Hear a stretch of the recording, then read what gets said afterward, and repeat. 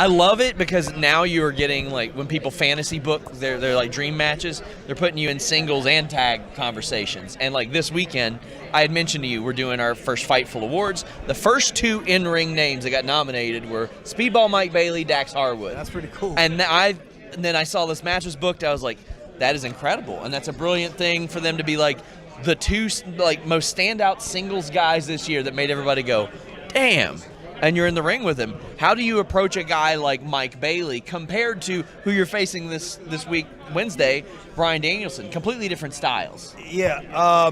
So I still haven't met Mike Bailey yet. Wow. Yeah. Still have not met him. Never face to face. We've sent a couple of tweets back and forth, but other than that, never met him before.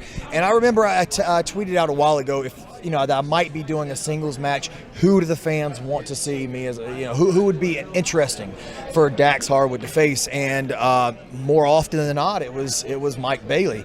And so when the WrestleCade guys reached out to me and asked about me doing a singles match, I initially said no because, one, I don't like doing things without Dan, but I thought there's also an opportunity that I may not get again where I can face someone like Mike Bailey. So I'm looking forward to the match. I'm looking forward to saying hello to him and meeting him. But preparing, I don't know. There's honestly, whether we're talking kayfabe or not, I don't approach any match any different than I would. Like, all of my psychology is geared towards how would I win this match. Yeah.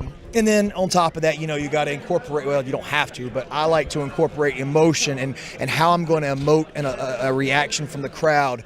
And so, I mean, he's a very distinct and unique wrestler.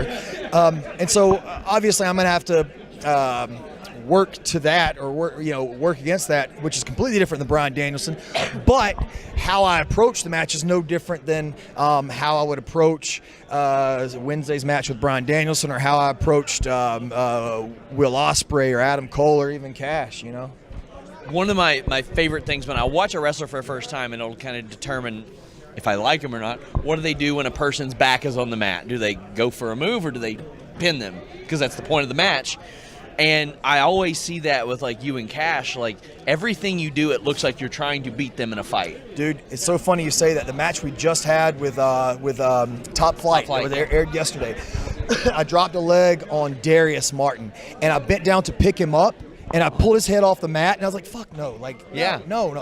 What am I doing? As I threw him back down and went for the pin. And I watched it back, and I was annoyed with myself that was not the first instinct, was to go for the pin, but also kind of proud of myself for saying, no. I'm going for the pin. Because I've said it a million times, dude.